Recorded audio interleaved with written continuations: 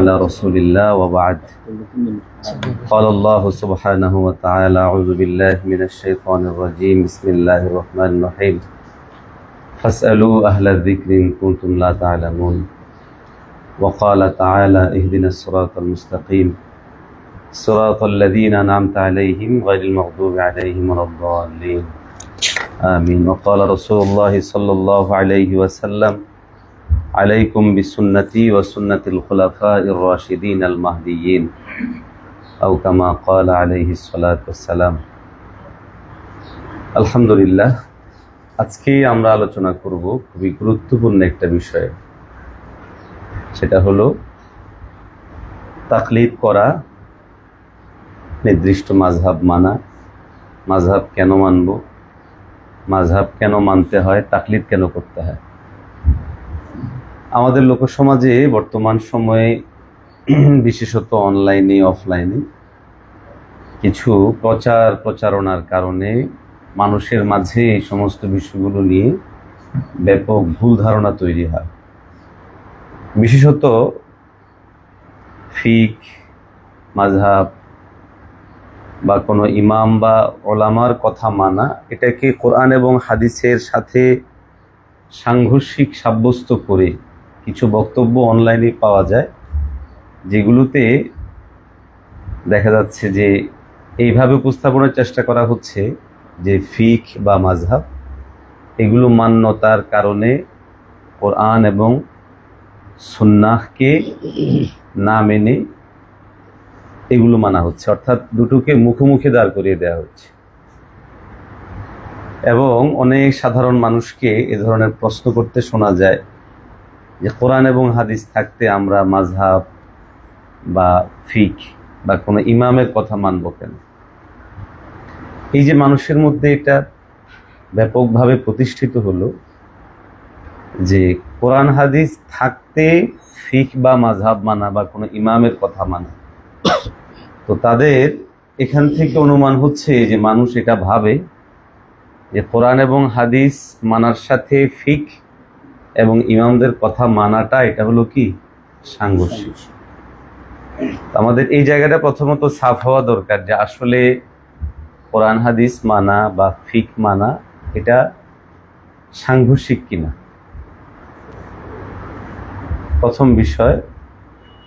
দ্বিতীয় নম্বর যে বিষয় দাঁড়ায় সেটা হচ্ছে তুমি যখন বুঝাইবা যে হ্যাঁ ফিক আর কোরআন হাদিস সাংঘর্ষিক না, বরং একটা সহায়ক, তখন দ্বিতীয় যে প্রশ্ন করবে যে কোরআনে, হাদিসে, আল্লাহ, রাসূলে, তাহলে ফিক আবার চারটা হয়ে গেল কেন? মাযহাব স্বাভাবিকভাবে মারুফ এবং মাশহুর কয়টা? চারটা। তো চারটা হলো কেন? একটা হতো। প্রথম বিষয়, আমাদের যে সমস্ত ভাইয়েরা এই বিষয়গুলো বোঝে না বা ভুল বোঝে, তাদের জন্য আমাদের বক্তব্য এখানে পরিষ্কার, এবং সেটা আমরা একটা উদাহরণ দিয়ে শুরু করতে পারি। সেটা কি? সাধারণত আমাদের জেনারেল শিক্ষিত ভাইদের মধ্যেই এই বিষয়গুলো নিয়ে ভুল বোঝাবুঝি বেশি হয়। যারা দ্বীনের পথে আসেন তারা এই বিষয়গুলো নিয়ে ভুল বোঝে। তা আমরা তাদের বোঝার সুবিধার্থে যদি একটা উদাহরণ ধরে নিই, যেমন আমাদের স্কুল, কলেজ বা ইউনিভার্সিটিতে যে সমস্ত গ্রন্থগুলো পড়ানো হয়, এই গ্রন্থগুলোর ব্যাখ্যা গ্রন্থ আছে না নাই?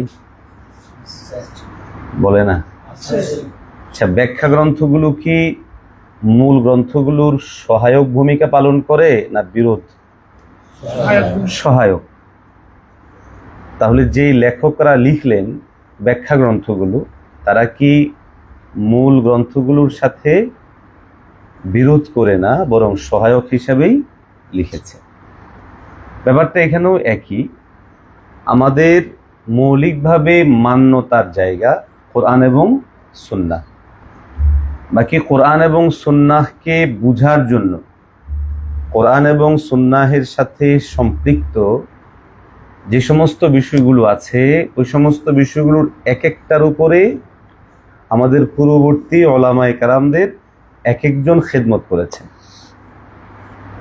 এই জন্য আমরা দেখব যে কোরআন এবং সুন্নাহ বুঝার জন্য প্রথম যে জিনিসটা দরকার সেটা হচ্ছে কোরআন এবং সুন্নাহ পড়তে পারা, বিশুদ্ধ পাঠ। বিশুদ্ধ পাঠের জন্য এখানে কয়েকটা বিষয় লাগে, যেমন কোথায় জবর হবে, কোথায় জের হবে, কোথায় পেশ হবে, এটা কোন শাস্ত্রের কাজ? ইলমুন নাহু ওয়াস সরফের কাজ। এখন আমাদের পূর্ববর্তী ওলামায়ে কেরামদের একটা অংশ তারা এটার উপরে খেদমত করেছে যে কোথায় কোন হরকত হবে, এটার উপরে তারা খেদমত করেছে। আবার ওলামায়ে কেরামদের আরেকটা অংশ ওনারা খেদমত করেছেন তাজভিদের উপর, যে কোথায় কয় আলিফ হবে, কোথায় গুন্না হবে, কোথায় ওয়াকফ হবে, এটার উপর। এটাকে বলা হয় ইলমুল কিরাত, ইলমুত তাজভিদ। তো একইভাবে ফাহমুল কোরআন ওয়াস সুন্নাহ, কোরআন এবং সুন্নাহকে বুঝা, এটাও কোরআন এবং সুন্নাহেরই একটা অংশ। এই ফাহমুল কোরআন ওয়াস সুন্নাহের জন্য আমাদের পূর্ববর্তী ওলামায়ে কেরামদের বড় একটা অংশ খেদমত করেছে। যে কোরআন এবং সুন্নাহ থেকে কি বুঝলাম, এটা মানুষের জীবনে প্রয়োগ ক্ষেত্র কি, কিভাবে প্রয়োগ করবে, এবং কোরআন এবং সুন্নাহ থেকে মানব জীবনে উদ্ভূত যাবতীয় সমস্যাবলীর সমাধান মানুষ কিভাবে দিবে, এই সমস্যাবলীর সমাধান যারা করেছেন তাদেরকে বলা হয় ফুকাহা। কি বলা হয়? ফুকাহা। এই শাস্ত্রের নাম হলো ইলমুল ফিকহ, আর এই শাস্ত্র যারা কাজ করেছেন এই শাস্ত্রে তাদেরকে বলা হয় ইমাম তথা ফুকাহা। তাহলে আমরা ভূমিকা স্বরূপ এতটুকু কথা বলতে পারি, সেটা হলো এই, কোরআন এবং সুন্নাহকে বুঝার জন্য আমাদের পূর্বসূরি ওলামায়ে কেরামদের মধ্যে বিভিন্নভাবেই খেদমত হয়েছে।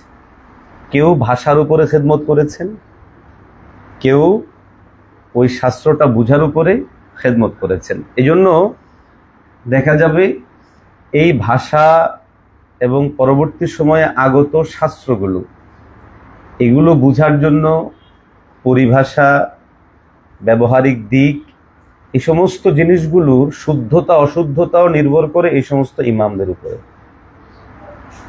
এই জায়গায় কোনো শাস্ত্রেই এমন প্রশ্ন কেউ উঠায় না যে এই শাস্ত্রের এই পরিভাষাটা, এই শাস্ত্রের এই নীতিমালাটা, এটা নবীজি সাল্লাল্লাহু আলাইহি ওয়াসাল্লাম থেকে প্রমাণিত কিনা, অথবা সাহাবায়ে কেরাম থেকে প্রমাণিত কিনা, বা সাহাবায়ে কেরাম এ ধরনের কোনো শব্দ চয়ন করছেন কিনা, এ ধরনের প্রশ্ন কেউ কখনো উঠায়। কেন উঠায় না?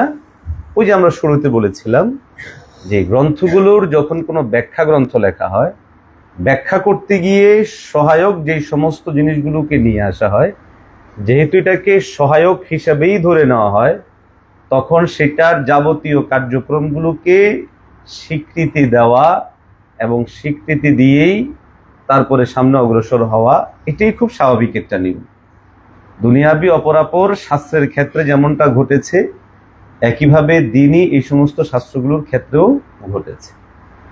দেখো, কোরআন শরীফের ইলমুল কিরাত ওয়াত তাজভিদ, এটা একটা বিশাল গুরুত্বপূর্ণ পাঠ, তাই না? যে আমি এখানে এক আলিফ টানছি, তিন আলিফ টানছি, ওয়াকফ করছি, আমি বলছি এক আলিফ মদ এত প্রকার, চার আলিফ মদ এত প্রকার, এই যে এই সমস্ত ইস্তেলাহাতগুলো, ইলমুল কিরাত ওয়াত তাজভিদের ইস্তেলাহাতগুলো কি নবীজি সাল্লাল্লাহু আলাইহি ওয়াসাল্লাম থেকে প্রমাণিত সরাসরি? কোনো হাদিসের মধ্যে কি বলা আছে যে এই মধ্যে মুত্তাসিল এটাকে বলে, মধ্যে মুনফাসিল এটাকে বলে? নেই। তো না থাকলেও আমরা এটা সাংঘর্ষিক মনে করি না, এই জন্য মনে করি না যেহেতু এটা সহায়ক হিসেবেই এখানে এসেছে। একইভাবে ইলমুত তাফসিরের ক্ষেত্রে আমাদের মুফাসসিরিনরা যে সমস্ত ইস্তেলাহাতগুলো, যে সমস্ত উসুল এবং জাওয়াবেদগুলো আবিষ্কার করেছেন, এই উসুল, জাওয়াবেদ, ইস্তেলাহাত কোনোটার ক্ষেত্রেই কি এই প্রশ্ন কেউ করে যে আল্লাহ রাসূল থেকে সেটা প্রমাণিত কিনা? করে না। কেন করে না? যেহেতু এটা তার সহায়ক হিসাবেই এসেছে। একইভাবে ইলমুল হাদিস, ইলমুল হাদিসের মধ্যে তো এমন এমন অনেক জিনিস আছে যে পুরো বিষয়টাই রাসূলুল্লাহ সাল্লাল্লাহু আলাইহি ওয়াসাল্লাম পরবর্তী ইমামদের থেকে এটা আগত, কিন্তু কাউকে এই প্রশ্ন করতে শোনা যাবে না, এবং এই প্রশ্ন করাটা যৌক্তিকও না যে ইলমুল হাদিসের এই বিষয়গুলো রাসূল সাল্লাল্লাহু আলাইহি ওয়াসাল্লাম থেকে প্রমাণিত কিনা বা নবীজি সাল্লাল্লাহু আলাইহি ওয়াসাল্লাম সেটা করেছেন কিনা, এ ধরনের প্রশ্ন কেউ করবে না। তো যাই হোক, মূল কথা কি দাঁড়ালো, ভূমিকার কথা এতটুকু যে যখন কোনো একটা বিষয়কে আবিষ্কার করা হয় বা কোনো একটা বিষয় সামনে আসে সহায়ক হিসেবে, যতক্ষণ পর্যন্ত না এটার কোনো একটা বলা যায় বিপরীত দিক কোরআন সুন্নাহ বা দ্বীনের জন্য ক্ষতিকর প্রমাণিত না হয়, তাহলে ততক্ষণ পর্যন্ত এটা সহায়ক হওয়ার কারণে মানুষ এটাকে গ্রহণ করে। আল ফিকহুল ইসলামী এটা মূলত কোরআন এবং সুন্নাহকে বুঝার জন্য, কোরআন এবং সুন্নাহকে সহজে আমল করার জন্যই এটা এসেছে, এবং মানুষজন যেন আমল করতে পারে, মানুষের আমলের সহায়তার জন্য। বাকি থাকলো আল ফিকহুল ইসলামীতে মানুষ যে প্রশ্ন করে, এই প্রশ্নের বেনা ও বুনিয়াদ কি, ওলামায়ে ফুকাহায়ে কেরাম যে রায় দেন এটার বুনিয়া ও বেনাত কি। সহজ বিষয়, কালামুল্লাহের মধ্যে আল্লাহ স্পষ্ট বলেছেন, ফাসআলু আহলা যিকরি ইন কুনতুম লা তা'লামুন, তোমাদের কোনো বিষয় যদি না জানা না থাকে তাহলে তোমরা যারা আহলুল ইলম আছে তাদেরকে জিজ্ঞাসা করো, তাদের কাছ থেকে জানো। খুব সহজ বিষয়। এখন দেখো, আমাদের মধ্যে যারা যে সমস্ত ভাইয়েরা বলেন যে তারা ফিক মানেন না অথবা মাযহাব মানেন না, তো ওনারা কি আসলে প্রত্যেকেই নিজে নিজে সরাসরি কোরআন হাদিস পড়েন? বলো না। কোরআন হাদিস বুঝার মতো যোগ্যতা রাখেন? রাখেন না। আমি ছোট্ট একটা কারগুজারি শোনাই। আমাকে একজন পরিচিত মানুষ, তিনি বলল যে হুজুর, কোরআন হাদিস থাকতে মাযহাব কি দরকার। আমি বুঝে ফেলছি যে উনি হয়তো নতুন করে এই কোন একটা বিভ্রান্তির শিকার হয়েছে। আমি ওনাকে বললাম যে আপনার কি খেয়াল? উনি বললো যে দরকার নেই। তাহলে ঠিক আছে, দরকার নেই। তো বেচারা এটা আশা করে না আমার কাছ থেকে যে আমি এইভাবে মানে সাথে সাথে সরলভাবে এটা জবাব দিয়ে দিব, এটা তিনি আশা করেন নাই। উনি হয়তো আশা করেছিলেন স্বাভাবিক আমরা যে বিতর্ক করি বা জড়ায় পড়ি। তো তিনি যখন দেখলেন যে আমি তার মতো করেই বললাম, তিনি বললেন দরকার নাই, আমিও কি বললাম? বলো না, দরকার নেই। তো তিনি তখন নিজ থেকে বললেন, আচ্ছা হুজুর, তাহলে আমি এখন কিভাবে আমল করব? আমি বললাম, এই যে আপনি এখন কিভাবে আমল করবেন এটা আমাকে জিজ্ঞাসা করলেন, তো ঠিক আছে। আমি বললাম যে আপনি তো বললেন কোরআন হাদিস থেকে মাযহাব দরকার নাই, কোরআন হাদিস থাকতে কোনো ইমাম বা আলেমের কথা দরকার নাই। তো সহজ বিষয়, আমি তো একজন ইমাম বা আলেম, তো যেহেতু কোরআন এবং হাদিস আছে, আপনি সরাসরি কোরআন এবং হাদিস গিয়ে পড়েন। ধরেন আপনি জোহরের নামাজ পড়বেন, সামনে আপনার জোহরের নামাজ, হ্যাঁ, তাহলে আপনি প্রথমে আগে সাব্যস্ত করেন গিয়ে যে জোহরের নামাজের আগের সুন্নত, জোহরের নামাজের পরের সুন্নত, তারপরে নামাজ যেটা আপনি যেভাবে পড়বেন এই পড়াটা আদৌ ঠিক আছে কিনা। কারণ যেহেতু আপনার মূল থিমই হচ্ছে যে আমাকে জেনে বুঝে পড়তে হবে, আমল করতে হবে, যে কোনো হুজুরের কথা এমনিতেই শোনা যাবে না, আমল করা যাবে না। তো আপনি আগে কাজ করেন, সামনে তো জোহরের নামাজ, জোহরের নামাজটা আগে আপনি নিজে বোঝেন, কয় রাকাত পড়বো, কিভাবে পড়বো, ফরজগুলো কি, সুন্নতগুলো কি, এই সবগুলো আপনি বুঝার পর এরপরে আপনি গিয়ে জোহরের নামাজ পড়েন। হুজুর আমি তো আম মানুষ। আমি কি মানুষ?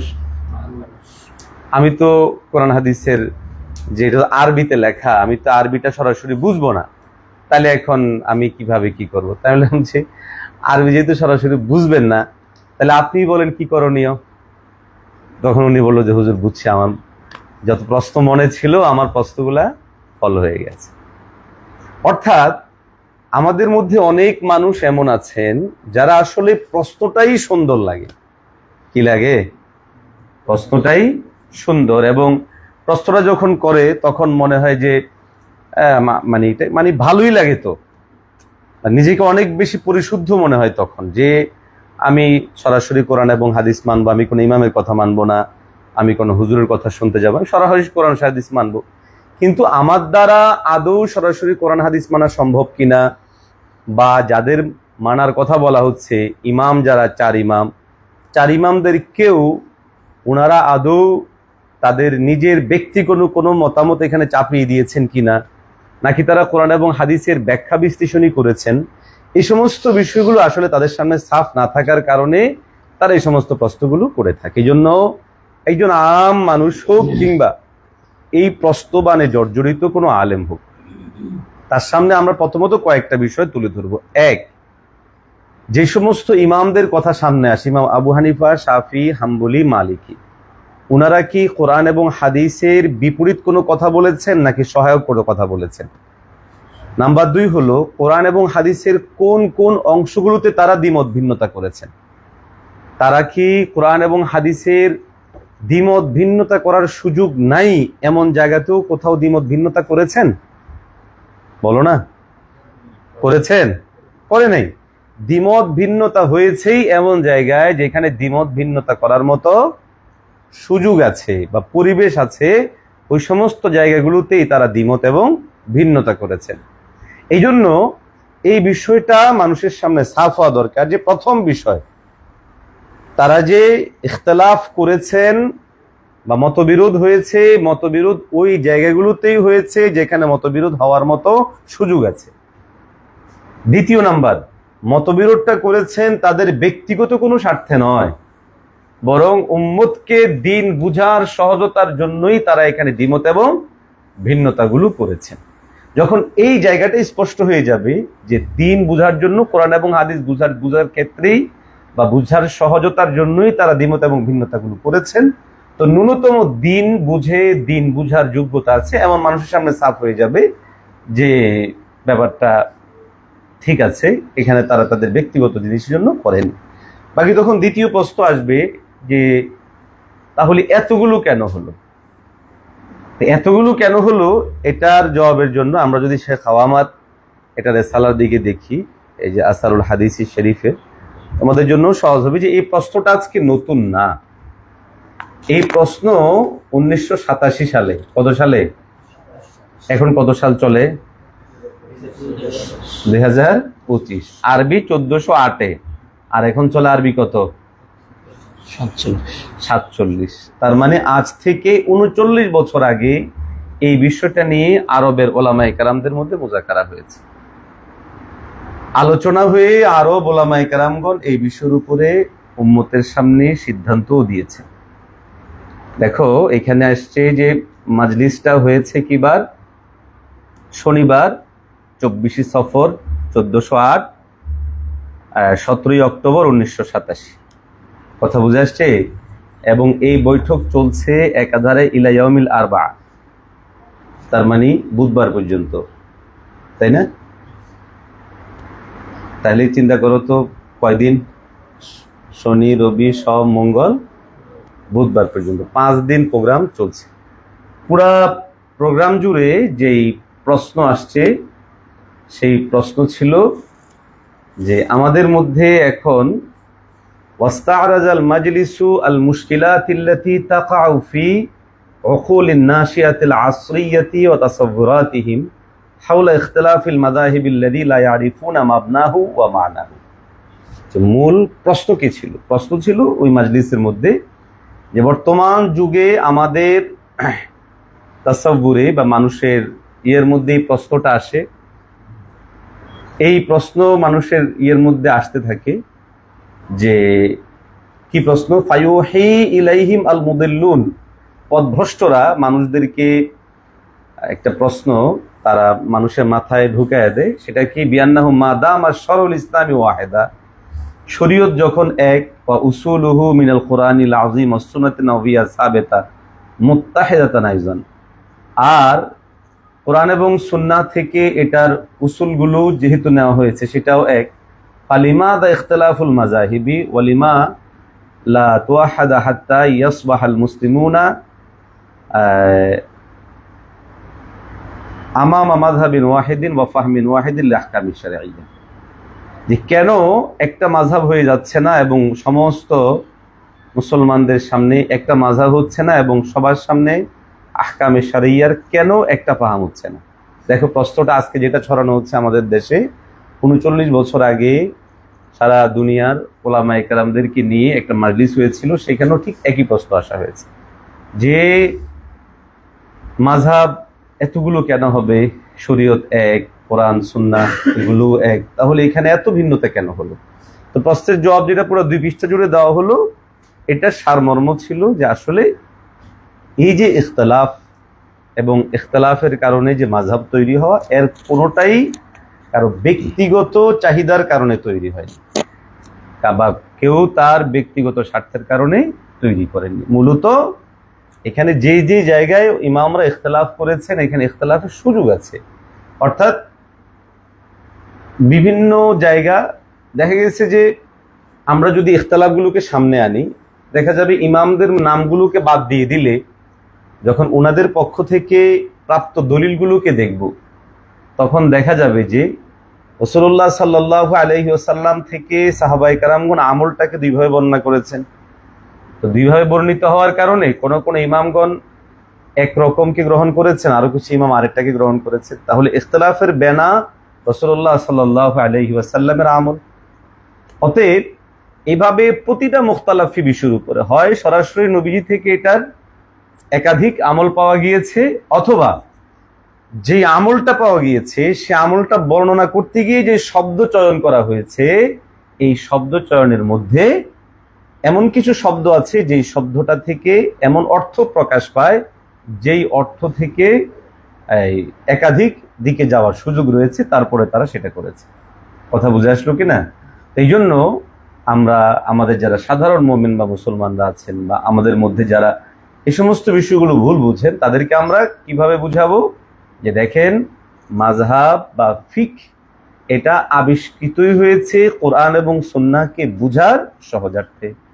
এই জন্য আপনি যত পড়বেন আপনার কাছে এটা স্পষ্ট হবে যে কোনো ফিকহ, তাই সেটা হানাফি হোক, শাফি হোক, হাম্বলি হোক, মালিকি হোক, কোনো ফিকহেই কোনো ইমাম তার ব্যক্তিগত মতামতকে প্রতিষ্ঠা করার জন্য ন্যূনতম কোনো মতামত দিয়েছেন এমন কোনো সুযোগ নেই। তারপর প্রশ্ন এসেই যাবে, তো কোরআন হাদিস থাকতে আবার ওনাদের মতামত দেওয়ার প্রয়োজন হলো কেন? তো এই প্রশ্নটাকে আমরা একটু শাস্ত্রীয়ভাবে দেওয়ার চেষ্টা করব। সেটা কি? সেটা হচ্ছে কোরআন এবং সুন্নাহকে বুঝার জন্য নবীজি সাল্লাল্লাহু আলাইহি ওয়াসাল্লামের যুগ এবং সাহাবায়ে কেরামের পরের যুগেও বিভিন্ন শাস্ত্রের উপরে খেদমত হয়েছে, বিভিন্ন ফনের উপরে খেদমত হয়েছে। এই জন্য আমরা খেয়াল করলে দেখব যে ইলমুন নাহু, ইলমুস সরফ, ইলমুল বালাগাত, ইলমুল মানতিক, ইলমুল তাজবিদ, ইলমুল কিরাত, ইলমুল ফিকহ, ইলমুল হাদিস, এই পুরো শাস্ত্রের প্রায় সবগুলোই যদি ইতিহাস তালাশ করা হয় তাহলে দেখা যাবে যে নববী যুগ, সাহাবায়ে কেরামের যুগ পরবর্তীতেই এগুলোর উপরে ব্যাপকভাবে খেদমত হয়েছে। কেন? এর প্রশ্ন দাঁড়াবে, কেন দরকার হলো? নববী যুগে দরকার হলো না, সাহাবায়ে কেরামের যুগে দরকার হলো না? আসলে নববী যুগ, সাহাবায়ে কেরামের যুগ, ওই সময় এগুলো ছিল না ব্যাপারটা এরকম না, কিন্তু ওইগুলা ওইরকম ব্যাপকভাবে করার প্রয়োজন দাঁড়ায়নি। কেন? তখন ইসলাম তখনও আরবদের মধ্যে, তো আরবদের যেমন আমরা বাংলা ভাষাভাষী, যে আমরা কথা বলছি, এখানে বাংলা ভাষারও অনেক ব্যাকরণ আছে না? বলো না? কিন্তু এই ব্যাকরণ না জানলেও আমরা বাংলা ভাষা কথা বলবো কিনা, বুঝবো কিনা? কিন্তু আমার এই বাংলা ভাষাটা যদি কোনো চাইনিজ ভাই বুঝতে চায়, তখন তার ব্যাকরণ লাগবে। ব্যাকরণে তাকে বুঝতে হবে কোথায় কমা দিতে হয়, কোথায় দাড়ি দিতে হয়, কোনটাকে আকার বলে, কোনটাকে রসিকার। কিন্তু আমাদের রিক্সার ড্রাইভার ঠিকই সে কথা বলে দিচ্ছে তোমাকে দিব্যি। তুমি জিজ্ঞাসা করছো কোথায় যাবে, সে বললো অমুক জায়গায় যাবো, সে প্রশ্ন বুঝতেছে, উত্তরও দিতেছে। দেখা যায় যে হুবহু ভাষাভাষী যারা থাকে, ওই ভাষা বোঝার জন্য তাদের অনেক সময় দেখা যায় এটার যে ব্যাকরণ বা এটার সহায়ক যে সমস্ত বিষয়গুলো থাকে না হলেও তারা বোঝে। কিন্তু যখন এটা দায়রাটা বের হয়ে মানে ছড়িয়ে পড়ে, তখন সেটা বোঝার জন্য সহায়ক জিনিসগুলো লাগে। তো এখানে এটাই ঘটেছে, যখন স্বাভাবিকভাবে সারা পৃথিবী জুড়ে ইসলাম ছড়িয়ে পড়লো, কোরআন এবং সুন্নাহ বুঝার ব্যাপকতা তৈরি হলো। তো মূলত এ সমস্ত দিক বিবেচনা করেই পরবর্তী ফুকাহায়ে কেরামগণ, উলামায়ে কেরামগণ, মুহাদ্দিসিনে কেরামগণ, মুফাসসিরিনে কেরামগণ সামগ্রিকভাবে নিয়মতান্ত্রিক এটার উপরে নির্দিষ্ট ফন, যে এর মধ্যে কিছুর খেদমত তো সরাসরি কোরআন এবং সুন্নাহ ফাহমের সাথে, আর কিছু ছিল হচ্ছে এগুলোর শব্দ বা ইবারত ইত্যাদি বুঝার ক্ষেত্রে। কথা বুঝে আসলো কিনা? তো এখন যদি কেউ এটা প্রশ্ন করে, যেমন আমি আমার ওই যে এক মুসল্লির কথা বললাম, তো আমরা তখন তাদেরকে এভাবে বলতে পারি, তখন সে নিজে আসলে উপলব্ধি করবে যে আসলে এই জায়গাটায় আমাদের কারো না কাউকে মেনেই আমাদের চলা উচিত, এবং মানলেই আমাদের জন্য এখানে সহজ। কথা বুঝে আসলে কিনা? বাকি প্রশ্ন থাকলো হলো যে 4টা ফিক হলো কেন। তো 4 ফিকের ক্ষেত্রে আমি বললাম কেন হলো এটা নিয়ে লম্বা আলোচনা। আসলে ফিক 4টা ছিল এরকম না, ফিক আরো ছিল। বাকি এই 4টা ফিক এখানে এই পরিমাণ খেদমত হয়েছে এবং এই পরিমাণ গঠনমূলক কাজ হয়েছে যেটা অন্যগুলোতে ছিল না।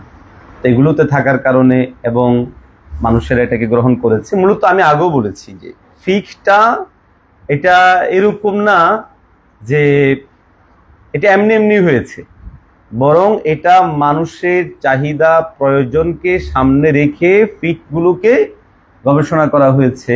তো খুব স্বাভাবিক, যার গবেষণাটা যত বেশি পরিমাণ কার্যকরী ছিল, যার গবেষণাটা যত বেশি পরিমাণ বাস্তবসম্মত ছিল, তাদের গবেষণাটা তত বেশি কাজে লেগেছে এবং মানুষের মাঝে এটা তত বেশি পরিমাণ ছড়িয়েছে। তো এই ক্ষেত্রে আলহামদুলিল্লাহ আল ফিকহুল হানাফি পৃথিবীর মধ্যে সর্ববৃহৎ এবং সর্বাধিক প্রচারিত এবং মানুষের মাঝে সর্বাধিক গৃহীত ফিকের নাম হচ্ছে আল ফিকহুল হানাফি।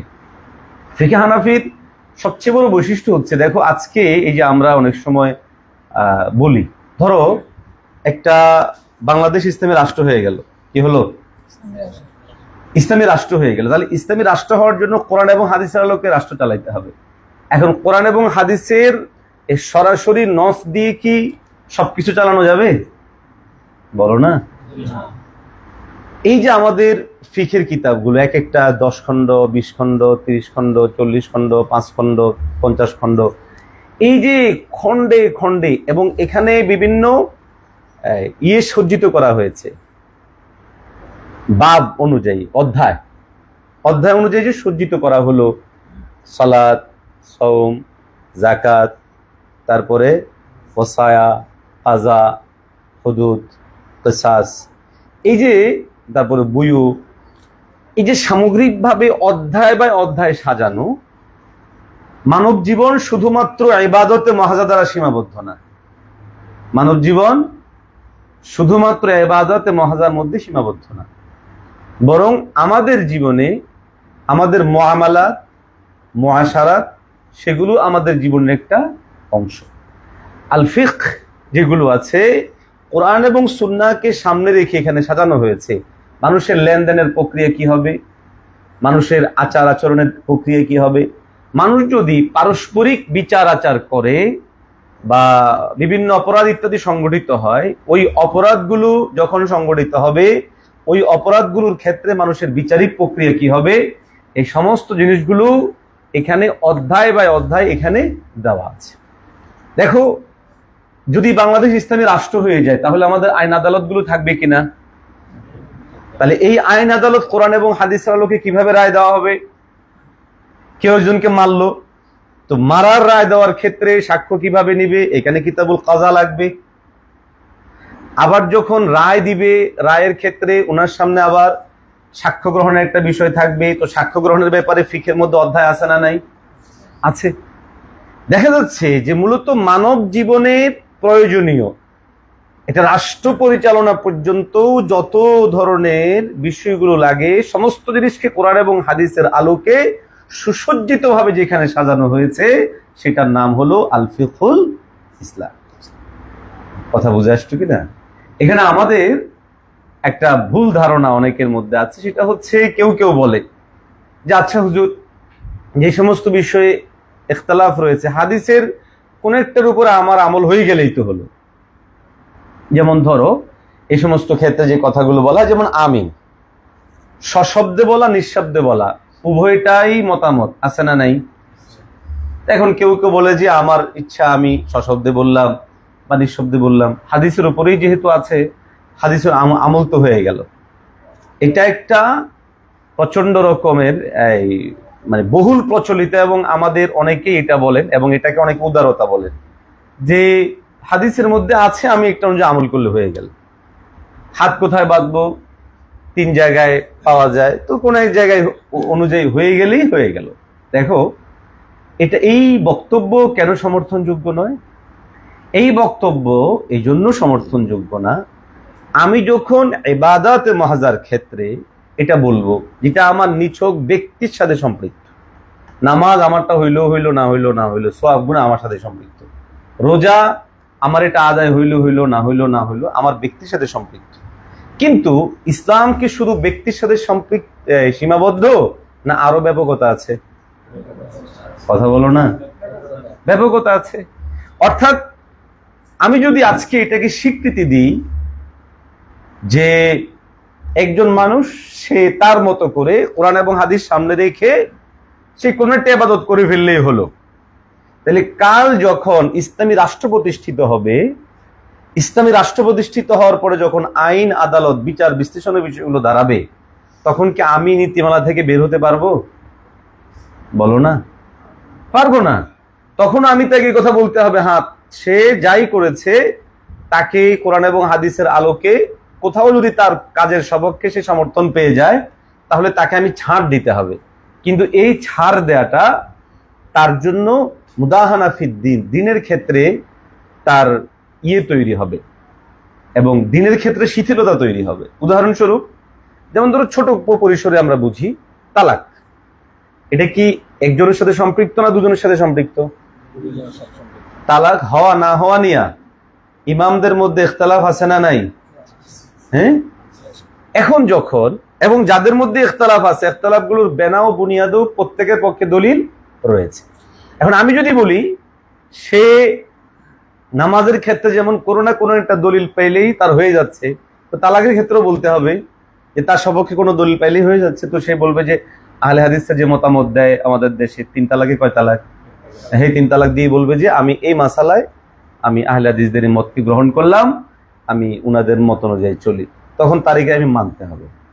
একইভাবে সে কোনো একটা ঘটনা ঘটায় দিল যেটার হুদুদ এবং কিসাসের সাথে সম্পৃক্ত, তো হুদুদ এবং কিসাস, আমি যখন নামাজের ক্ষেত্রে ইবাদতে মুহজ্জা এগুলোর ক্ষেত্রে ইজাজত দিব যে হাদিস কোরআনের পড়ার সাথে মিললেই হবে, তখন ওখানে গিয়ে আমি তাকে ইজাজত দিতে হবে যে কোন একটার সাথে মিললে হবে। তখন দেখা যাবে সে একটা অন্যায় করেছে, এই অন্যায়ের ফিকহে হানাফির আলোকে তার একটা শাস্তি আছে, কিন্তু এই শাস্তি থেকে দেওয়া যাচ্ছে না। সে তখন বলবে যে না, আমি এই জায়গার মধ্যে ওই হাদিস অনুযায়ী আমল করেছি, তখন আমি তাকে কিছু বলার থাকবে না। এতে করে দিনটা মানুষের কাছে একটা তামাশার পাত্র হয়ে যাবে। এই জন্য আমরা যেটা বলি সেটা হচ্ছে সমস্ত ফিক, হানাফি, শাফি, হাম্বলি, মালিকি, সব ফিকই কোরআন এবং সুন্নাহকে বোঝার জন্য পূর্ববর্তী ওলামায়ে কেরাম এখানে খেদমত করেছে। এখন আপনি যদি ফিকহে হানাফির ফলোয়ার হন, তো আপনি ফিকহে হানাফির সমস্ত উসুল এবং ফুরু সব জায়গাতেই ফিকহে হানাফিরই ফলো করেন।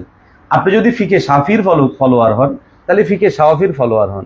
আপনি যদি ফিকহে হাম্বলির ফলোয়ার হন, তাহলে সব জায়গাতেই ফিকহে হাম্বলিরই ফলোয়ার হন। কিন্তু এক্ষেত্রে তারা কোনটা বলে? তারা এই ক্ষেত্রে মানুষকে বিভ্রান্ত করে এই কথা বলে যে আমরা চারো ফিককে সামনে রাখবো। কি করব? হানাফি, শাফি, হাম্বলি, মালিকি চারো ফিককে সামনে রাখবো, রেখে প্রত্যেক ফিক থেকে যেটা যেটা উত্তম মনে হবে, উন্নত মনে হবে, কোরআন হাদিসের অধিক বিশুদ্ধ মনে হবে, আমরা ওইটাই গ্রহণ করব, বাকিটা কি করব? ছেড়ে দিব। এরকম একটা কথা আছে না? এবং আমাদের কাছে এটা অনেক ভালো লাগে, কথা তো সত্য, যে সব ফিক থেকে শক্তিশালী মতামতগুলো নিয়ে দুর্বল মতামতগুলোকে ছাইরা একটা শক্তিশালী মতামত ঘটায় ফেলবো। কেন করবেন এটা? তাইলে এই যে ইখতিলাফ আছে, এই ইখতিলাফটা থাকবে না। আচ্ছা, যারা বলে আমাদের আহলে হাদিস মতাদর্শী ভাইয়েরা এই মতবাদ যারা ছড়ায়, তাদের মধ্যে ইখতিলাফ আছে না নাই? কম না বেশি? এখানে ওনাদের আসাদুল্লাহ গালিব সাহেবের একটা বই আছে, দেখবা, আহলে হাদিস উৎপত্তি ইতিহাস, একটা বাংলা বই আছে। ওখানে উনি নিজেই স্বীকার করছে আহলে হাদিস গ্রুপের সংখ্যা মোটামুটি 19টা না 20টা। এই কয়টা? হ্যাঁ, তার মানে বোঝা গেল যে ওনারা চাইলেই যে এখানে একমত করে ফেলতে পারবেন, ব্যাপারটা এরকম নয়। দ্বিতীয়ত হলো, এটা তো একমত করা দরকারও নেই, না দরকার আছে? হ্যাঁ, এই জন্য যারা এই সমস্ত কথাগুলো বলে, আমরা ওই ভাইদেরকে বলবো যে ফিক এটা মূলত উম্মত তাদের আমল সহজার্থের জন্য, দিনের সেবার জন্যই মূলত এটার আবিষ্কার হয়েছে।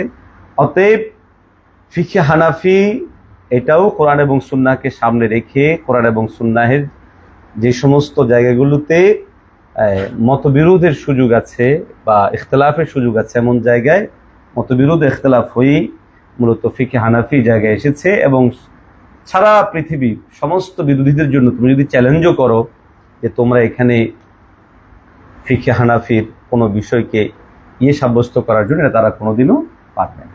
কথা বুঝে আসছে? আরেকটা যেটা বলা হয় সমস্ত সহিগুলোকে এক জায়গায় আনার কথা, দেখো এটা হলো মানে একটা কথা আর কি। প্রথম বিষয় হলো তারাও কোনো এটা মানে না। কথা বুঝে আসছে?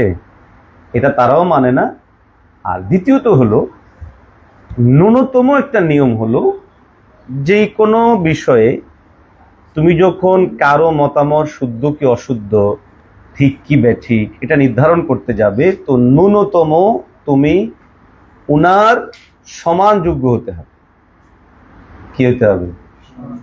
সমান যোগ্য হলে তারপরে সম্ভব যে আমি উনার মতামতগুলোকে বিশ্লেষণ করব। অথবা তখনই তুমি হকদার হবে যখন তুমি তার চেয়েও উঠতে হবে, তার চেয়েও উঠতে হবে। তার মানে হলো আজকের এই যুগে এসে কেউ যদি বলে যে আমি পূর্ববর্তী ইমামদের মতামতগুলোকে আমি নিজে যাচাই বাছাই করে আমল করব, তো ন্যূনতম সে পূর্ববর্তী ইমামদের সমপর্যায়ের আলেম হতে হবে, অথবা তাদের চেয়েও ঊর্ধ্বের কোনো আলেম হতে হবে। না হয় দেখো তুমি পড়ছো ক্লাস 3-তে, তুমি মেট্রিকের বই ঠিক না বেঠিক এটা তুমি যদি নির্ধারণ করতে যাও, এটা যৌক্তিক হবে না অযৌক্তিক হবে? অবশ্যই অযৌক্তিক হবে। তো একইভাবে যাদের মান যেখানে, তারা ওই মানেরই কথা বলবে, এর বাহিরে গিয়ে তাদের কথা বলার সুযোগ নেই। তা আমরা খুব স্বাভাবিক আজকে যারা আহলে হাদিস মতাদর্শী আমাদের যে সমস্ত ভাইয়েরা আছেন বা ওলামারা আছেন যারা কথা বলেন, তারা যদি এই জায়গার মধ্যে এসে আমাদের সাথে কথা বলেন, তাহলে আমরা এই কথা স্পষ্ট এবং দৃঢ়তার সাথেই বলতে পারবো যে উনাদের জ্ঞান কোন অবস্থাতেই 4 ইমামের সমপর্যায়ে তো নয়, উপরে তো হওয়ার সুযোগই নেই, সমপর্যায়েও না এবং কাছাকাছিও না। সবচেয়ে বড় কথা প্রয়োজনটা কি? এই সবচেয়ে বড় কথা হলো কি, নতুন এই মতবাদ আবিষ্কারের প্রয়োজন কি? সারা পৃথিবীতে সমস্ত ওলামা, মুহাদ্দিস, মুফাসসির, মুফাক্কির সবাই তো এই বিষয়ের উপরে ঐক্যমত হয়েই যে আমলের ভিন্নতা দ্বিমত সত্ত্বেও আমল করে যাচ্ছেন এবং বলছেন যে ইনশাআল্লাহ সবাই সওয়াব পাবেন। নতুনভাবে এই ভাবনা উদ্ভাবনের পিছনে কারণ কি? আমরা মনে করি এটা একটা অপ্রয়োজনীয় জিনিস, যেটা তৈরি করে মূলত মানুষের মধ্যে এক ধরনের বিভ্রান্তি ও বিচ্ছুতি ছড়ানো হচ্ছে, যেটা আসলে উচিত হচ্ছে না। আল্লাহ তাআলা আমাদেরকে হেফাজত করেন। তোমাদের কারো কোনো প্রশ্ন আছে?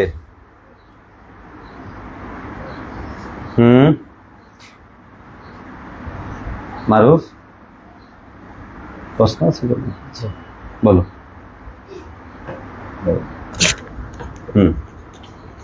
তাড়াতাড়ি তাড়াতাড়ি।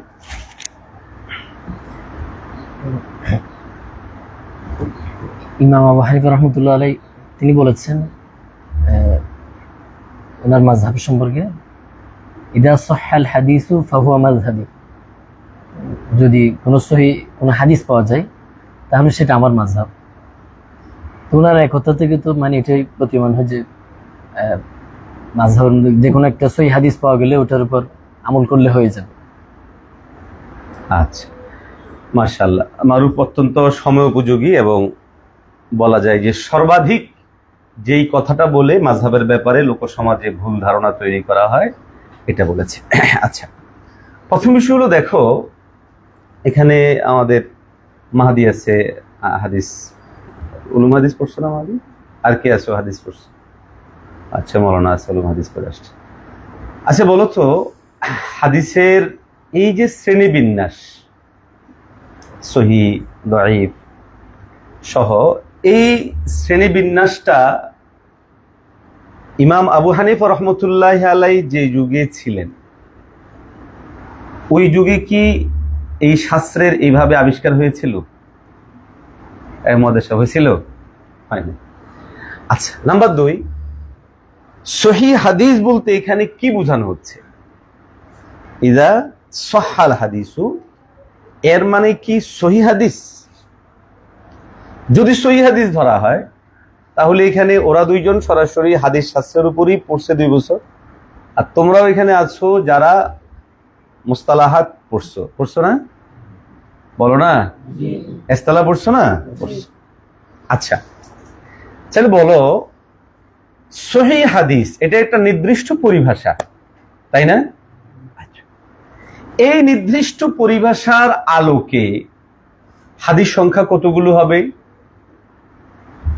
নিরেট সহিহ হাদিস এটাকেই শুধুমাত্র আমলযোগ্য যদি ধরা হয়, তাহলে আদৌ কি আমাদের পক্ষে কোনো আমল করা সম্ভব? সম্ভব না।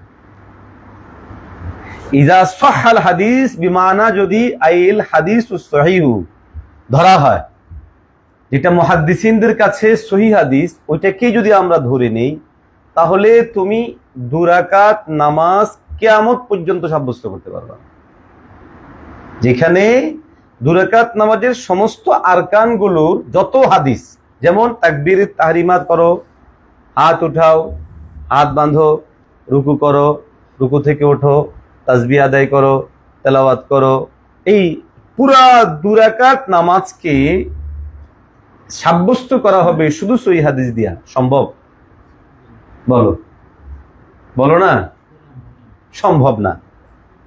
একইভাবে অপরাপর যত ইবাদত আছে, সমস্ত ইবাদতের ক্ষেত্র বিষয় একই। কেউ যদি ভাবে যে আমি সিরিফ সহিহ হাদিস মানবো, আর সহিহ হাদিসের মধ্যেও তো যদি মুহাদ্দিসিনদের ইসতিলাহকে ধরা হয়, তো সহিহ হাদিস কয় প্রকার?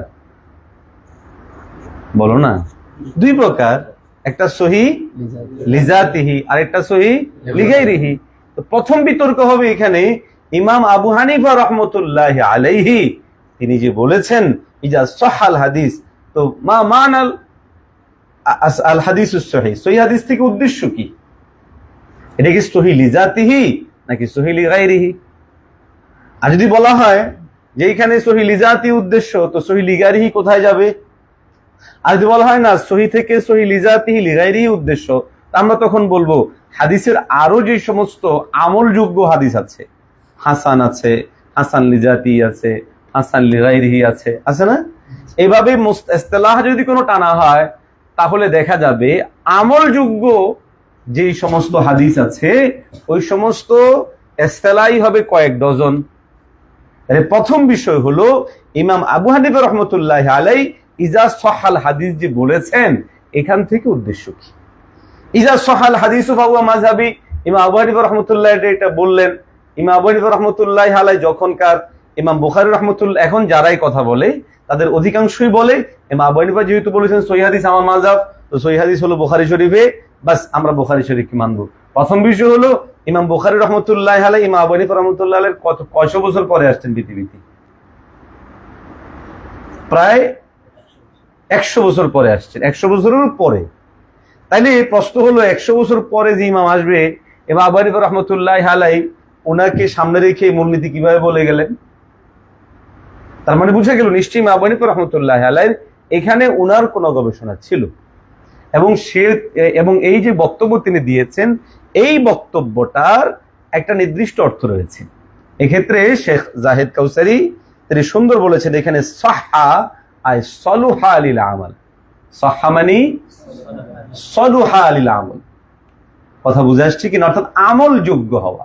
এখন আমল যোগ্য হওয়ার কারণে মুহাদ্দিসিনদের দৃষ্টিতে সহিহ হাদিস হওয়া জরুরি না। মুহাদ্দিসিনদের দৃষ্টিতে হাসান এটাও আমলযোগ্য হাদিস। এরকম ভাবে গরীব হাদিসও বহু জায়গায় আমলযোগ্য আছে না? বলো না, শাজ সেটাও আমলযোগ্য, দাইফ সেটাও আমলযোগ্য, এরকম বহু জায়গায় আছে। তার মানে হলো এখানে ইমাম আবু হানিফা রাহমাতুল্লাহি আলাইহি ইজা সাহাল হাদিস ওয়া মাযহাবি এটা যখন বলেছেন, সেখান থেকে এটা আগে বোঝা জরুরি যে এই কথাটা তিনি বলেছেন তো কিভাবে বলেছেন, এবং এটার বলার পিছনে প্রেক্ষাপট কি ছিল, পরিবেশ কি ছিল, এবং এটার কার্য পরিধি কোথায় কোথায় হবে, এই বিষয়টা আমাদের সামনে স্পষ্ট হওয়া দরকার। এটা না জানা থাকার কারণে অনেকে এখানে এসে ঝামেলা তৈরি করে দেয়। আরেকটা জিনিস হলো, দেখো ইমাম আবু হানিফা রাহমাতুল্লাহি আলাইহি কি ছিলেন? তাবী ছিলেন। বলো না, কি ছিলেন? তাবী ছিলেন। ইমাম আবু হানিফা রাহমাতুল্লাহি আলাইহি তিনি মুহাদ্দিসও ছিলেন না? ছিলেন না? নাকি ওই যে এরা বলে ইমাম আবু হানিফা 17টা হাদিস জানতেন না, তোমরা এটা বিশ্বাস করো নাকি? তিনি অবশ্যই মুহাদ্দিস ছিলেন, বরং ইমাম বুখারী রাহমাতুল্লাহি আলাইহি ও ইমাম আবু হানিফা রাহমাতুল্লাহি আলাইহির শাগরেদ কার ওয়াসিতায়? বলো না। ইমাম আহমদ শাগরেদ কার? আবু ইউসুফের। ইমাম আবু ইউসুফ সাগরেদকার আবু হানিফা রহমতুল্লাহ আলাইহি। তার মানে হলো ইমাম বুখারী রহমতুল্লাহ আলাইহির অনেক হাদিসের মধ্যে দেখা যায় বিহি ক্বালা হাদাসানা আহমদ, বলে না।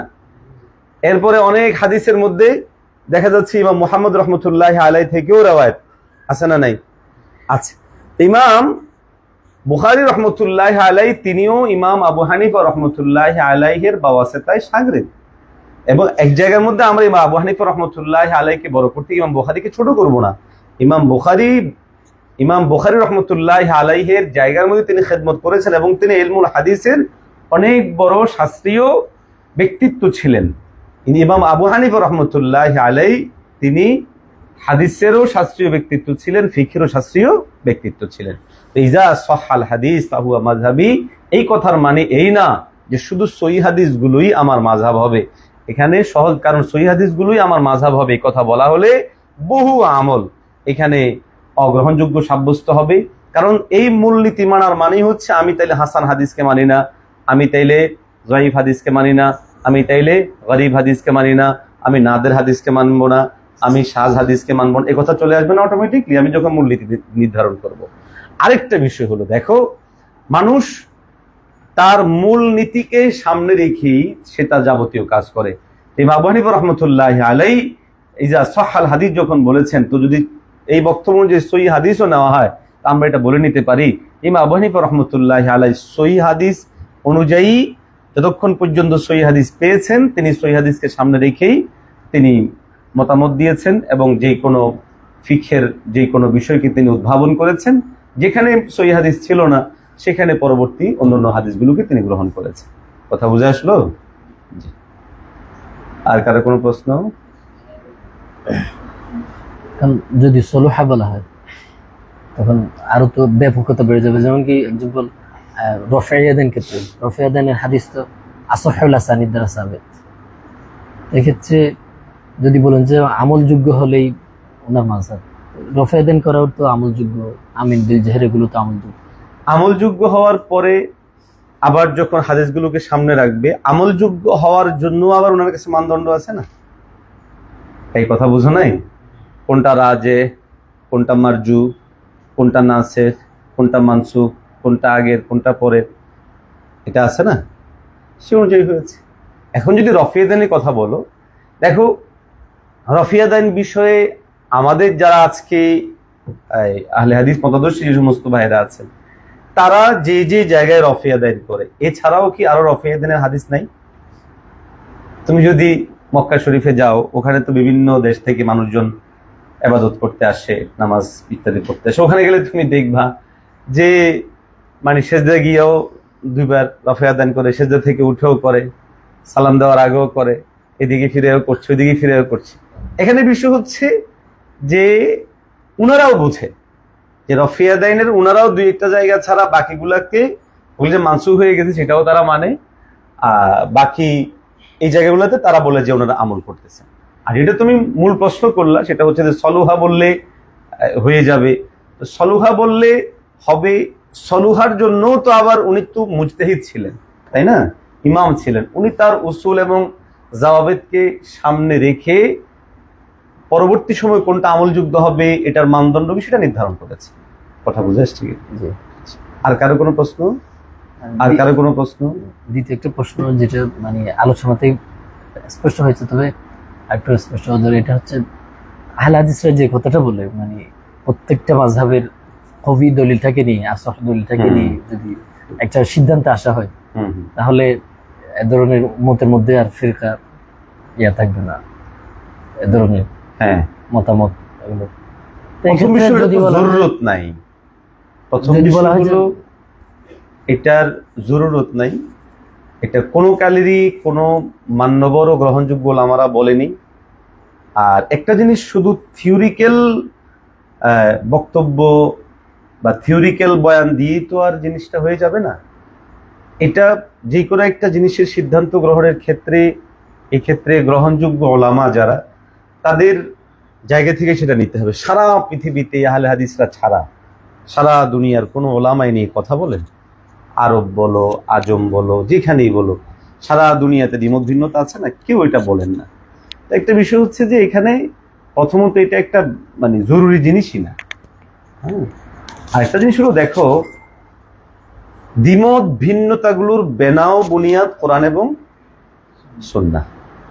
এখন যখন দ্বিমত ভিন্নতা ভিত্তিতে উম্মত যখন আমল করছে, দেখো নবী সাল্লাল্লাহু আলাইহি ওয়াসাল্লাম থেকে যদি 3 ধরনের জায়গায় হাত বাঁধার কথা পাওয়া যায়, তো এখন উম্মতের মধ্যে আমরা কেউ নাভির নিচে বাঁধছি, কেউ নাভির উপরে বাঁধছি, কেউ কেউ বুকের উপরে বাঁধতেছে। তাহলে কি হলো যে এই ইখতিলাফের ভিত্তিতে উম্মত তারা নবীজি সাল্লাল্লাহু আলাইহি ওয়াসাল্লামের 3 ধরনের হাদিসের উপরেই আমল করে ফেলতেছে। এখন তুমি যদি বলো যে না, 3টাকে বাদ দিয়ে আমি একটা জায়গার মধ্যে নিয়ে আসবো, তো নবী সাল্লাল্লাহু আলাইহি ওয়াসাল্লাম থেকে প্রমাণিত আমলের একটা হয়তো আমল করা হলো, বাকি 2টা কি হলো, বাদ দেওয়া হলো। এখানে বিষয় হচ্ছে ইখতিলাফ বা বিরোধটাকে যদি ইয়ের সাথে নেওয়া হয়, বলা যায় যে এটাকে দিন মনে করে দিনই ফাহাম থেকে নেওয়া হয়, তখন তার কোনো বিরোধ তৈরি হয় না। বিরোধ চিন্তা করলে না মনে আসবে যে এটাকে এক করে ফেলা দরকার, এক হয়ে যাওয়া দরকার। তো প্রথম বিষয় হচ্ছে যে দ্বিমত ভিন্নতাটাই হয়েছে দিনের জন্য, সুযোগ রয়েছে বা এখানে এই যে ব্যাপারটা এটাকে আনতে হয়েছে। তো তখন আমি যখন আবার ওইটাকে বাদ দিয়ে আবার আগের জায়গায় চলে যাব, তো তাহলে ইমামদের এই ইজতিহাদের তো দরকার ছিল না, তাই না? একরকম করে সবাই আমল করলে হয়ে যেত, একটা বাই দা ওয়ার্ড আর সবাই করতে হবে হয়ে যেত, এটা দরকার নেই। এটা একটা অপ্রয়োজনীয় জিনিসকে সামনে নিয়ে আসার। হ্যাঁ, দাঁড়াই করো। আমার প্রশ্ন হলো, রাসূল সাল্লাল্লাহু আলাইহি ওয়াসাল্লাম থেকে সুস্পষ্ট কোনো আমল বা বক্তব্য পাওয়ার পরেও আমরা ইমামের বক্তব্য অথবা ব্যাখ্যার পিছনে পড়ে সে আমলকে প্রত্যাখ্যান করি।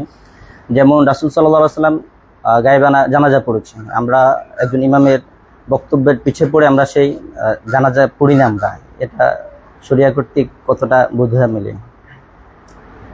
আচ্ছা, প্রথম বিষয় হলো রাসূল সাল্লাল্লাহু আলাইহি ওয়াসাল্লাম থেকে প্রমাণিত যেই কোনো কাজই আমরা ওইটা ওইভাবেই করতে হবে, করব, এটা শরঈ উসুল না। নবী সাল্লাল্লাহু আলাইহি সাল্লাম বিয়ে করেছেন কয়টা? তুমি 11টা বিয়ে করবে কিনা বলো, কেন করবে না? নাম্বার 2 হলো নবী সাল্লাল্লাহু আলাইহি ওয়াসাল্লাম গায়েবানা পড়েছেন এবং রাসূলুল্লাহ সাল্লাল্লাহু আলাইহি ওয়াসাল্লামের যেই গায়েবানা নামাজের বিষয় যেটা বলা হয়ে থাকে, এটা আদৌ গায়েবানা ছিল না, এটা নবী সাল্লাল্লাহু আলাইহি ওয়াসাল্লামের মুজিজা ছিল, এটা নিয়েও বিতর্ক আছে না নাই? বলো না, আছে। প্রথম বিষয় হলো যে ইবাদতগুলো নবীজি সাল্লাল্লাহু আলাইহি ওয়াসাল্লাম থেকে প্রমাণিত হওয়ার পর আমরা সেটা কিভাবে আমল করব, উম্মত সেটা কিভাবে নিবে, এই ব্যাপারে তো ফুকাহায়ে কেরামের ইজতিহাদটা। এখন নবীজি সাল্লাল্লাহু আলাইহি ওয়াসাল্লাম হাবাসার ওই বাদশাহের নামাজ ব্যতীত জীবনে তো আরো বহু সাহাবায়ে কেরাম বহু জায়গায় শহীদ হয়েছেন, মারা গেছেন, আর কারোটা গায়েবানা জানাজা নামাজ পড়ছিল? বলো না, পড়ছে? পড়ে নাই।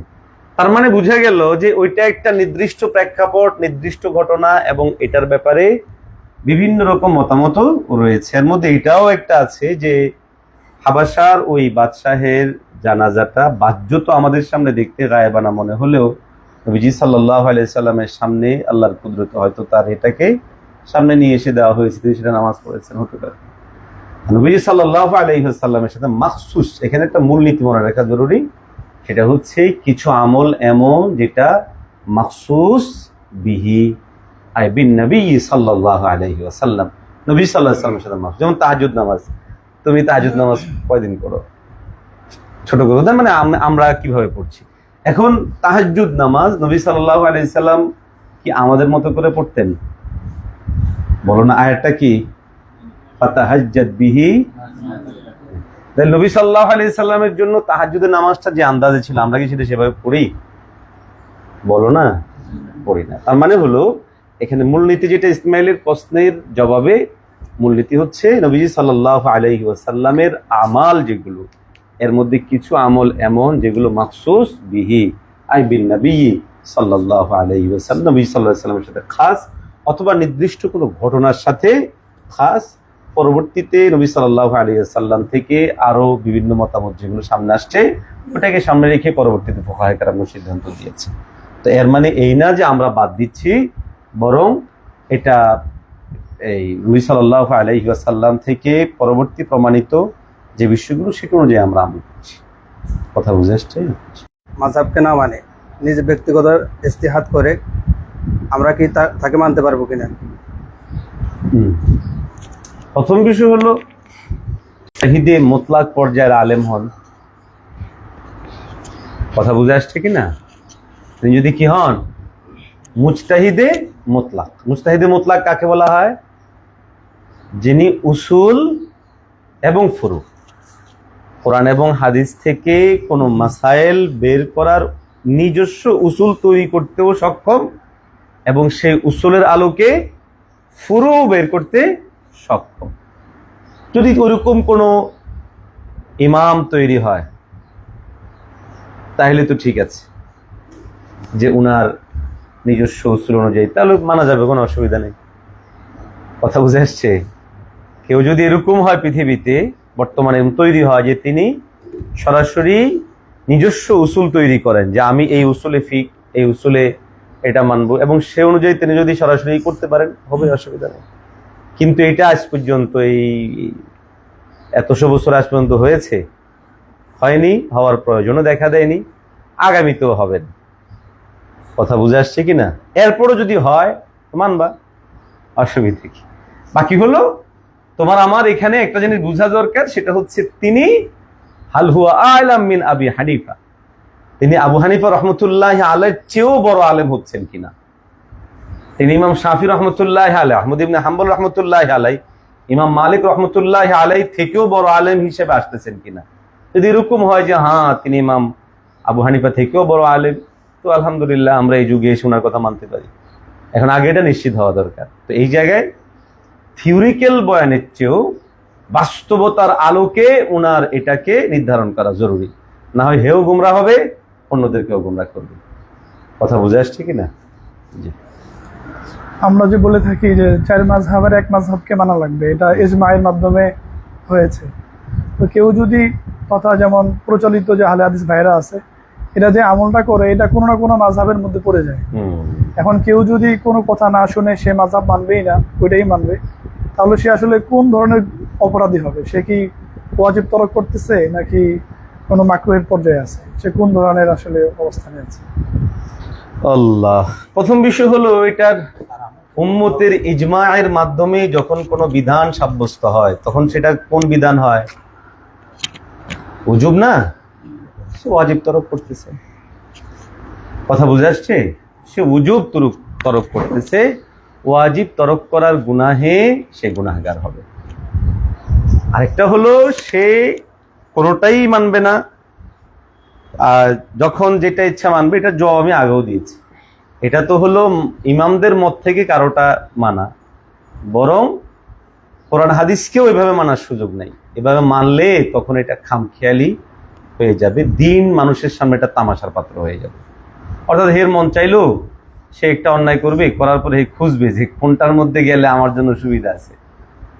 এই কথা বুঝছো না? সে অনুযায়ী দেখা গেল যে সে ইয়ে করবে। যেমন ধরো আজকে আমাকে একটা মাসালা জিজ্ঞাসা করেছে, যে ইমাম সাহেব নামাজ পড়াইছে, এখন ওনার রাত্রে ডিস্টার্ব হয়ে গেছিল, তার মনে নেই। তাই বুঝে আসছে? এখন তো দেখা যাবে যে সেই জায়গার মধ্যেই পরে দেখলো যে লুঙ্গির মধ্যে তার লেগে আছে। এখন তার নামাজ হয়েছে না গেছে?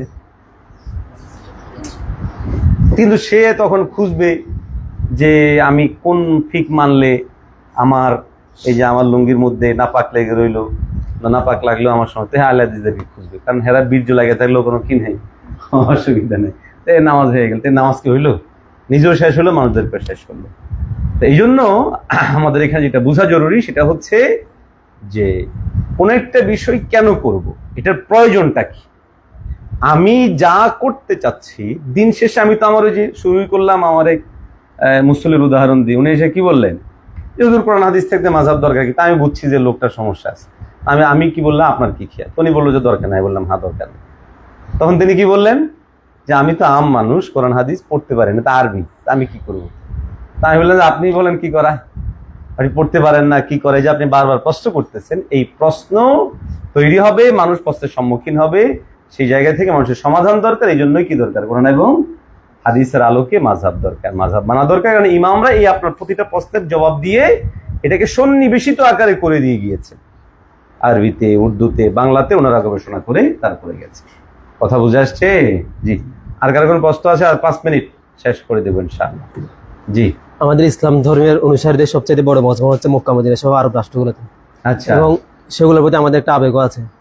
ইবাদতে মুহতাজার ক্ষেত্রে সেখানে বিভিন্নভাবে আমল করা হয়।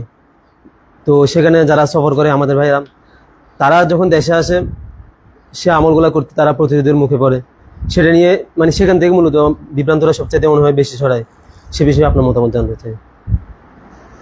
প্রথম বিষয় হলো, এটা একটা মূল নীতিগত সমস্যা যে আমাদের মক্কা মদিনা ইত্যাদিতে যে আমল চলে, সে আমল দেখে এসে আমল করা। আচ্ছা, ওখানে কি আমি গেছি না এবার হজে, আমাকেও কি কেউ দেখে নাই? বলো না, আমিও কিছুভাবে আমল করছি কি করি নাই? এটা একটা হলো মূল বিভ্রান্তির জায়গা, যে মক্কা মদিনার আমলটা দেখে এসে আমল করতেছে। আচ্ছা, মক্কা মদিনা তো নাবির নিচেওয়ালাকেও দেখে, আস্তে আমিন ওয়ালাকেও দেখে, কিন্তু ও আয়সা ওখানে কেন শুধুমাত্র নাবির উপরের ওয়ালা আর বুকের উপরওয়ালাটাই বলে, এবং এই কথা কেন দাবি করে যে ওখানেই আমি দেখে এসেছি? আর দিন কি এইভাবে মানামানির জিনিস, যে আমি একজনের দেখলাম আমি পরিবর্তন হয়ে গেলাম, আরেকজনকে এটা করলাম, দেখলে এটা পরিবর্তন হয়ে গেল, এইভাবে দিন মানামানির জিনিস? তো তুমি তো সারাদিন তাইলে জোহরের নামাজ পড়ছো, কোনো ফিকি হানাফি ফলোয়ারের সাথে দেখছো নাবির নিচে হাত বাঁধছে, তো জোহরের নিচে নাবির নিচে মানলা। আসরের সময় মসজিদে গেছো, যাই দেখবে যে বুকের উপরে, নাবির উপরে যারা হাত বাঁধে ওইরকম, তো আসরের সময় বুকের উপরে হাত বাঁধলা। তো মাগরিবের সময় গিয়ে দেখছো যে আরেকজন একবারে বুকের মধ্যে, বেদাত স্টাইল, আমি এটাকে বেদাত স্টাইল বলি। এটা কোনো দিন সুন্নত তরিকা না। এই যে এটা বাঁধে নাই ভাবে করে, এটা একদমই সুন্নাহের কোনো কাছাকাছি না। এটা মানে ইয়ের মধ্যে পুরোটাই বেদাত স্টাইল। তো এই আরেক ওয়াক্ত দেখে স্যার এইভাবে দেখে দেখে তুমি যদি চিন্তা করো যে আমার আমল পরিবর্তন করব, তো দেখা যাবে যে তোমার মত পর্যন্ত তোমারই পরিবর্তন করতেই থাকা লাগবে, কারণ এক এক সময় এক একটা দেখার কারণ। এই জন্য মূলনীতির উপর থাকা জরুরি। আচ্ছা, দ্বিতীয় হলো, কেউ যদি বিদেশ থেকে এসে সে আমল পরিবর্তন করে, তো প্রথম বিষয় হচ্ছে সে আমলটা পরিবর্তন করাটা, আমরা আগেও বলেছি, যদি সে মান্যবর 4টা ফিকের কোনো একটা ফিকের ফলোয়ার হয়ে যায়, যেমন সে আগে হানাফি ছিল, এখন তার কাছে মনে হচ্ছে যে ইমাম শাফি রহমতুল্লাহ গবেষণাগুলো তার কাছে অধিক উপযুক্ত মনে হয়, কোরআন হাদিসের কাছাকাছি মনে হয়, বা এটা গ্রহণযোগ্য মনে হচ্ছে। এখন সে যদি উসুল এবং ফুরুশ সমস্ত জিনিসগুলোই এখানে মানে, তাহলে তো অসুবিধা নাই হলো, কিন্তু তে তো এটা করে না। মানে হে শুধুমাত্র নামাজটাই এই ইয়েদের মতো করে পড়ে, এর বাকি সব কিছু, বিয়ে শাদী বা যাবতীয় যত কিছু সবকিছু এর মতো করেই করে। তো দিন শেষে কি হলো?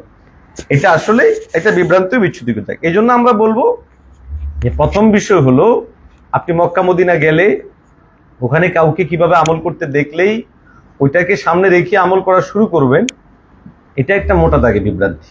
মূলত মূল মান্যতার জায়গা হলো কোরআন এবং সুন্নাহ। তা আপনি ওখানে যেরকম নাবির উপরে ওলাকে, বুকের উপর ওলাকে দেখেছেন, ওখানে নাবির নিচে ওলাও বহু লোক ছিল, আপনি তাদেরকে ফলো করতেন। আর আপনি ওখানে যখন দেখেন, এটা আপনি আপনার নিজ দেশে দেখতেছেন না, কোটি কোটি মানুষ কিভাবে নামাজ পড়ে, তা আপনি সেটাকে কি ভুল মনে হয়, গলত মনে হয়? মক্কার ইমামদেরকে শরীয়তের দলিল মনে হয়। আরেকটা হচ্ছে মক্কার ইমাম, ওনারা শরীয়তের দলিল, এটাও বা কোথায় হবে? আমরা ওনাদের ব্যাপারে আমরা এটা না করি না, ওনারা যেহেতু নির্দিষ্ট ফিক, ওনারা তো ফিক মানে। দেখো, এখানে মূল বিষয় হচ্ছে তোমার সাথে যখন কেউ ইখতিলাফ করতে আসবে, তো তার এটা নিশ্চিত হওয়া দরকার যে সে কে, সেই কোনো ইমামদেরকে মানেই কি মানে না। মানলে তখন তার সাথে এক রকমের বিতর্ক হবে, না মানলে আরেক রকমের বিতর্ক হবে। সে যদি বলে যে মক্কা মদিনার কথা, তো মক্কা মদিনাতে মাযহাব মানে না, মানে না? জোরে বলো না। মক্কা মদিনাতে মাযহাব আছে না নাই? আছে। তো যখন আছে, তো আমরাই না তাদের সাথে আকরাব। তুমি যারা দ্বিমত ভিন্নতা করছো, তোমরা তো আবার তাদের কাছ থেকে। কথা বুঝে আসলো? আল্লাহ, তো ঠিক আছে, আলহামদুলিল্লাহ, জাযাকুমুল্লাহ খায়র। দীর্ঘ আলোচনা। তাহলে আমাদের পুরো আলোচনার সারমর্ম হলো এই, আল ফিকহুল ইসলামী মূলত কোরআন এবং সুন্নাহকে বোঝার সহজতার জন্যই ওলামায়ে কেরামগণ সেটার উপরে গবেষণা করে তারপরে তদানুযায়ী মতামত দিয়েছেন উম্মতের সহজতার জন্য। আমরা আমাদের ব্যক্তি, পরিবার, সমাজ এবং রাষ্ট্রের যাবতীয় কার্যক্রমগুলো যেন পরিচালনা করতে পারি, এর সহজতার জন্য আল ফিকহুল ইসলামী সন্নিবেশিতভাবে আমাদের সামনে এসেছে। আর এই গবেষণাটা করতে হয়েছে কেন? যেহেতু সারা পৃথিবীতে ইসলাম ধীরে ধীরে ধীরে ধীরে ব্যাপকতা পেয়েছে, এখানে জনগোষ্ঠী জড়িত হয়েছে, মানুষজন জড়িত হয়েছে, ফাহমুল লোগার দরকার হয়েছে, ফাহমুল ইবারা দরকার হয়েছে, ফাহমুল নস এর জরুরত হয়েছে। অর্থাৎ এখানে কোরআনে কি বললো, হাদিসে কি বললো, এগুলো বোঝার জন্য বিভিন্ন শাস্ত্রের প্রয়োজন হয়েছে। তো পরবর্তী সময়ে আবিষ্কৃত শাস্ত্রসমূহের মধ্য থেকে অন্যতম একটা শাস্ত্রের নাম হলো উসুলুল ফিকহ। তো শুধুমাত্র এই ফিকই না, বরং ফিক ছাড়াও আরো বিভিন্ন শাস্ত্র ইত্যাদি তৈরি হয়েছে, যেগুলো নবী এবং সাহাবায়ে কেরামদের যুগের পরেই হয়েছে, আবিষ্কৃত হয়েছে, এবং সেটা দ্বীনের জরুরতের কারণেই। অতএব এই সমস্ত উসুলগুলো, জাওয়াবেদগুলো এবং এর সাথে সংশ্লিষ্ট ফুরুয়াতগুলোকে আমরা ওইভাবেই বুঝবো যেমনটা আমাদের পূর্বসূরীরা বুঝেছেন।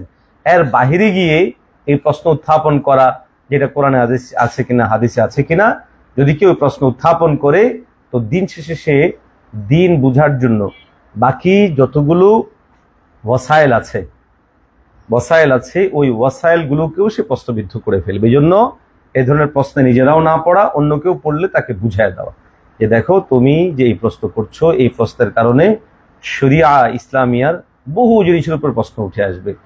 ইলমুল হাদিসের উপরে প্রশ্ন উঠে আসবে, ইলমুল তাফসিরের উপরে আসবে, ইলমুল তাজবিদের উপরে আসবে, ইলমুল কিরাআতের উপরে আসবে, ইলমুল নাহর উপরে আসবে। এই জন্য প্রশ্ন না উঠায়া আমাদের বোঝা জরুরি যে এইটা কেন হলো, এটা কেন হলো, কোন উদ্দেশ্য হলো। যখন উদ্দেশ্যকে সামনে রেখে আমরা জিনিসটাকে বোঝার চেষ্টা করব, এটা সহজ হয়ে যাবে। মাঝে অনেকগুলো প্রশ্ন আসলো, সে প্রশ্নগুলোর আমরা জবাব জানলাম।